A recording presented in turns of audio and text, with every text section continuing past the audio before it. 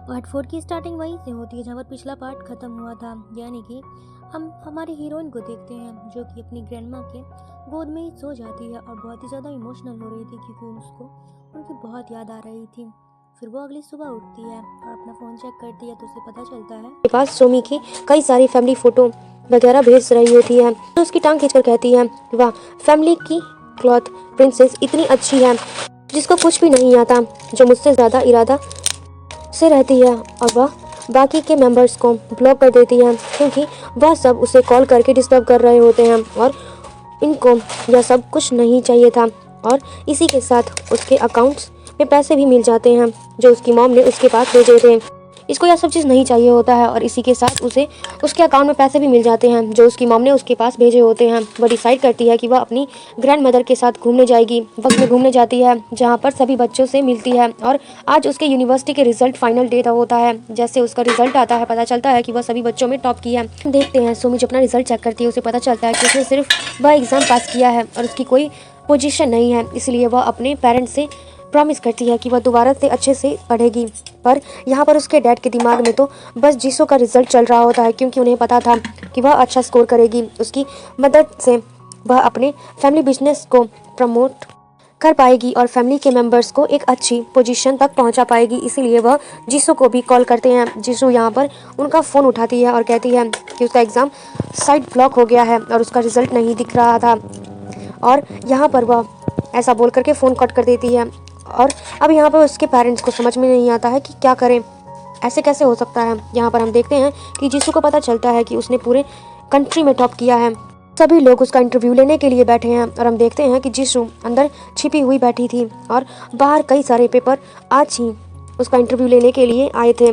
काफ़ी सारे रिपोर्टर्स थे और यहाँ पर उसकी फ्रेंड उसको समझाने के लिए आती है कि तुम बाहर जाकर अपना इंटरव्यू क्यों नहीं देती, यह तुम्हारे लिए गोल्डन अपॉर्चुनिटी है। जीसू कहती है, अपॉर्चुनिटी का मैं इंतज़ार कर रही थी, यह अपॉर्चुनिटी नहीं है जब मुझे पता चलेगा कि मुझे क्या करना है। और अब हम देखते हैं कि अगले सीन जहाँ पर उसके डैड और बाकी के मेंबर्स के पास जीसू के इंटरव्यू की फ़ोटो वगैरह पहुँच जाती है और सोम्याई को यह सब देख करके जलन होती है और सच में इसने पूरे कंट्री में टॉप किया है। और यहाँ पर हम देखते हैं जीसू कुछ पढ़ रही होती है, तभी उसके पास डैड का कॉल आता है। उसके डैड उसे कहते हैं, कॉन्ग्रेचुलेशन बेटा, मैं बहुत ज़्यादा खुश हूँ, तुमने हमारी फैमिली का नाम रोशन किया है। जीसू कहती है, इसके अलावा कोई और बात? जिसको कहते हैं, क्यों ना तुम हमारे पास आ जाओ, हम एक छोटा सा फैमिली गेट टुगेदर रखेंगे, कुछ लोगों को इनवाइट करेंगे, तुम्हारे भी लिंक बनेंगे। जीसू कहती है, नहीं, मुझे वहाँ पर नहीं आना, अगर आपको मुझसे मिलना है तो आप मेरे गांव आ सकते हो, वैसे इतनी बड़ी डील नहीं है।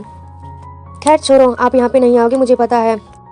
जीसू कहती है कि मैं आपके पास नहीं आऊँगी, आपको मेरे पास आना होगा, अगर आप मुझसे मिलना चाहते हो तो आपको मेरे गाँव आना होगा, वैसे इतनी बड़ी कोई डील भी नहीं है। खैर छोड़ो, मुझे पता आप नहीं आ पाओगे।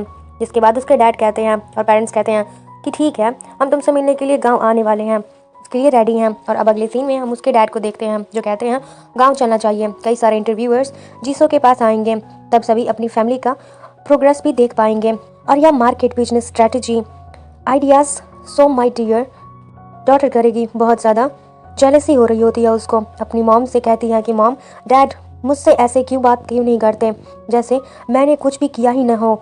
और हम देखते हैं कि वह गुस्सा होकर रूम के अंदर चली जाती है और वो रो रही होती है और उसका बड़ा भाई उसके पास आता है और उससे कहता है कि यह सब मेरे साथ ऐसा क्यों कर रहे हैं, क्या कोई मुझसे प्यार नहीं करता। तभी सभी लोग सिर्फ मार्क्स देखते हैं जिस पर उसका बड़ा भाई उससे गले से लगा लेता है और कहता है, मैं पेरेंट्स की तरह नहीं हूँ, मैं उनसे अलग नहीं हूँ और इनका रिलेशन हमें कुछ अलग ही लग रहा होता है कि मानो कहानी में कुछ और ही झोलमाल हो। और अब हम देखते हैं कि अगले सीन में जहाँ पर सभी मेंबर्स जीसू से मिलने के लिए गांव में चले जाते हैं, जहाँ पर सभी कह रहे होते हैं कि जिस जगह पर कितनी धूल मिट्टी है, जहाँ पर यहाँ पर तो पानी भी साफ नहीं है।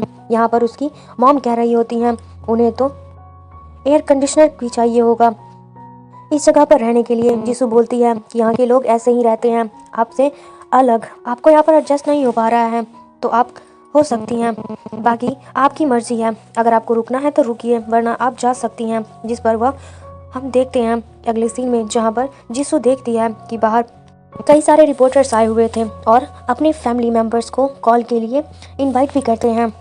अगले दिन का सीन दिखाया जाता है जहाँ पर उसकी फैमिली मेम्बर्स ऐसे ट्रस्ट अब हो करके आए होते हैं, मानो वह इनकी सिटी की पार्टी हो।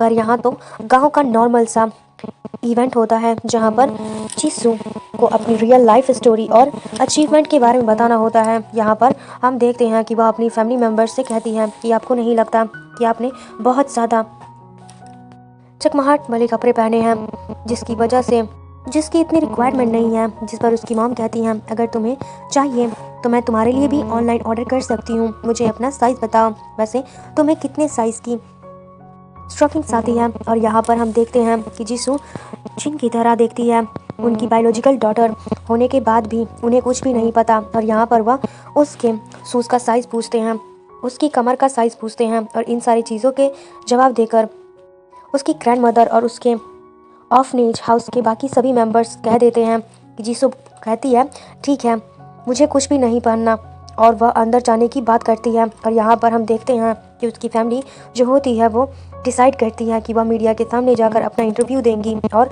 हम देखते हैं कि वह मीडिया के सामने जाकर अपनी फैमिली और अपने सभी लोगों के बारे में बताने लगती है। और वह एक एक करके अपने सभी बच्चों की पढ़ाई करते हैं, लेकिन मीडिया वाले उससे तो बस जीसू के बारे में ही सुनना चाहते हैं। और वह कहते हैं कि हाँ जीसू भी एक अच्छी बच्ची है, उसने भी हमारी फैमिली का नाम रोशन किया है। लेकिन तब तक वहाँ पर जीसू आ जाती है और मीडिया सभी को इग्नोर करता है और सभी अरेंज से पूछते हैं कि तुम्हें कैसा लग रहा है और तुम्हारी फैमिली की क्या अचीवमेंट्स हैं। जीसू कहती हैं मेरी फैमिली यह ऑर्फनेज हाउस और इस गांव के लोग हैं जिन्होंने मुझे हमेशा सपोर्ट किया, मेरी कोई फैमिली नहीं थी, सीसी और खनीज हाउस में रही हूँ, इसके बलबूते तक मैं यहाँ तक पहुँच पाई हूँ। और यहाँ पर हम सब चीज़ें सुन करके उसके डैड को बुरा लग जाता है, वो जीसू को रोकने लगते हैं पर इन्हें धक्का लग जाता है और वह नीचे गिर जाते हैं। और यह सारी खबर पूरे कंट्री में सब इंसानों के पास चली जाती है। कभी जीसू की अचीवमेंट से खुश होते हैं और उसकी फैमिली को क्रिटिसाइज कर रहे होते हैं। और यहाँ पर हम देखते हैं कि जीसू की बायोलॉजिकल फैमिली का सीन, जहाँ पर सभी बैठ करके बातें कर रहे होते हैं। सौम्या आई और अपनी मॉम से कह रही होती है कि मॉम यह सब कुछ डैड की गलती है, उन्हें हमसे नहीं बोलना चाहिए था, उसे घटिया जगह पर हम इंटरव्यू दें, बाहर देखो कितने सारे पेपर्स आज ही हमारा वेट कर रहे हैं हमसे इंटरव्यू लेने के लिए। यहाँ पर हम देखते हैं कि जो जीसू के डैड होते हैं उन्हें बहुत गलत आदत होती है, कहीं भी उंगली करके वह बोलना मुंह छुपाकर जाने लगते हैं, पर बोलेंगे ना पहचान लेते हैं और उनकी बुरी हालत कर देते हैं। और जब वह घर के अंदर जाते हैं तो बहुत ज़्यादा भड़क रहे होते हैं और कह रहे होते हैं नहीं पता वह क्या करें और अब वह समझ नहीं पाते हैं। इधर हम देखते हैं कि जीसू को जिसके पास शॉन्ग का कॉल आता है और उसे कॉन्ग्रेचुलेशन बोलता है उसकी अचीवमेंट के लिए और कहता है कि आगे भी चलकर तुम्हें ऐसे ही एडवाइस देने हैं। जीसू कहती है बिल्कुल। हम देखते हैं कि अब सिटी के एक बहुत अच्छी जगह पर सेलेक्ट हो गई होती है और वह यहाँ पर अब अपने बायोलॉजिकल पेरेंट्स के बिजनेस को बर्बाद करने के आइडियाज़ बनाने लगती हैं क्योंकि वह उसे करके रहेगी। इधर हम देखते हैं अगला सीन जहाँ पर जीसू की बायोलॉजिकल फैमिली को ऐसा लगता है कि गेट पर कोई है और वहाँ पर अपने बेटे को जाकर दरवाज़ा खोलने के लिए कहते हैं। जैसे ही वह दरवाज़ा खुलता है गेट के बाहर से कई बहुत सारे इंडस्ट्रियलिस्ट पर्सन निकल जाते हैं जिसको इंडस्ट्रीज़ की बहुत ज़्यादा नॉलेज होती है, जिसके उसके डैड को लगता है कि वह यहाँ पर उसके साथ बिजनेस डील करने आए हैं, पर वह उसका हाथ मिलाते हैं, पर ऐसा नहीं होता है। वह यहाँ पर उससे बहुत सारे सर्टिफिकेट लेने के लिए आए होते हैं जो कंपनी के रिक्वायरमेंट में लगने होते हैं, क्योंकि जीसू ने बहुत स्पेशल कोटा के साथ बिजनेस एम्पायर के लिए अप्लाई कर दिया होता है। और जैसे ही वह डॉक्यूमेंट मिल जाते हैं वह फैमिली पूरी तरीके से टूट जाती है। जीसू के डैड को तो ऑलमोस्ट हार्ट अटैक ही पड़ जाता है कि मानो इतना बड़ा बिजनेस जो उन्होंने बनाया वह बर्बाद हो गया है। और अब हम देखते हैं कि अगले सीन में जब उन्हें होश आता है तो जीसू की मॉम जा रही होती है कि वह हमारी डॉटर है, वह हमारे साथ कुछ इतना बुरा नहीं करेगी, वह हो सकता है कि हमें कुछ शेयर दे दें, हमें खुश होना चाहिए, और वैसे भी वह हमारी डॉटर है, वह ऐसा नहीं करेगी। इधर हम देखते हैं जो स्वैंगी होती है वो रो रही होती है कि वह गरीब फैमिली में नहीं पलना चाहती है। वो यहाँ पर हम देखते हैं जो उसका बड़ा भाई होता है उसके पास खड़ा होता है और वह सोम्याई से कहता है कि मैं तुम्हें गरीब फैमिली में नहीं पलने दूंगा, तुम मुझसे शादी कर लो।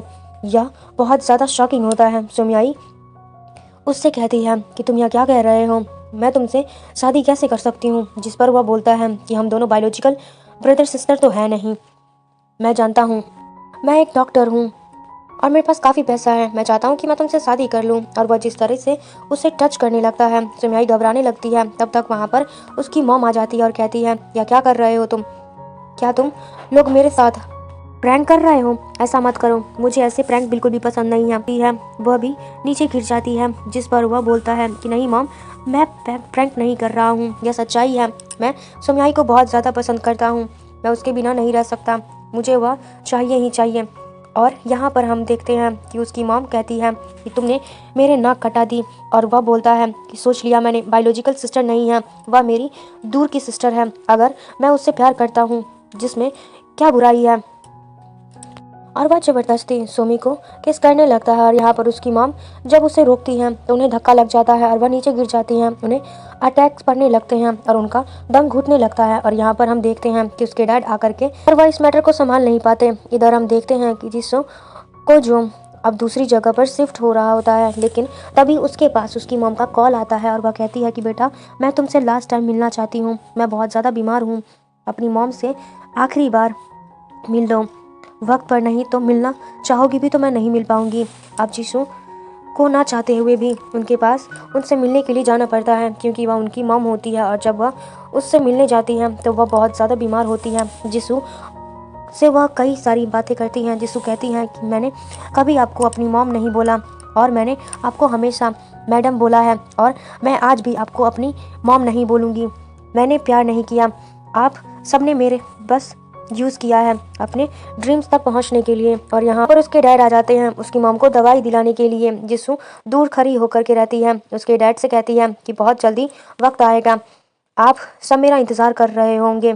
और रात के वक्त का सीन दिखाया जाता है, जहाँ पर उसके डैड अकेले में बैठ करके फाइल और प्रोजेक्ट वगैरह पढ़ रहे होते हैं। और सुमयाई यह देख करके डर जाती है और उसके डैड से कहते हैं कि बेटा, मुझे तुमसे कुछ रिक्वेस्ट करनी है, तुम इतनी ज़्यादा फेमस नहीं हो तो प्लीज़ घर से मत निकलना, किसी को पता चलेगा तो फिर हमारा बेइज्जती होगा। इधर हम देखते हैं कि जिस जो अपनी कंपनी को पूरी तरीके से सेटअप करने के लिए तैयार कर रही होती है, सॉन्ग भी उसकी मदद कर रहा होता है। और अब हमें दिखाया जाता है कि लास्ट सीन जहाँ पर फाइनल कुछ डॉक्यूमेंट और रिपोर्ट साइड हो रही होती है। जिसु अपने डैडी के लिए कुछ शेयर छोड़ देती है और अपने नाम कर लेती है। और यहाँ पर सॉन्ग उसे प्रपोज करता है, जिसके बाद वो उसे मना कर देती है, क्योंकि उसे सिर्फ अपने करियर पे फोकस करना था। इसीलिए वो बोलती है कि पहले अपने करियर को सेटल कर लेते हैं।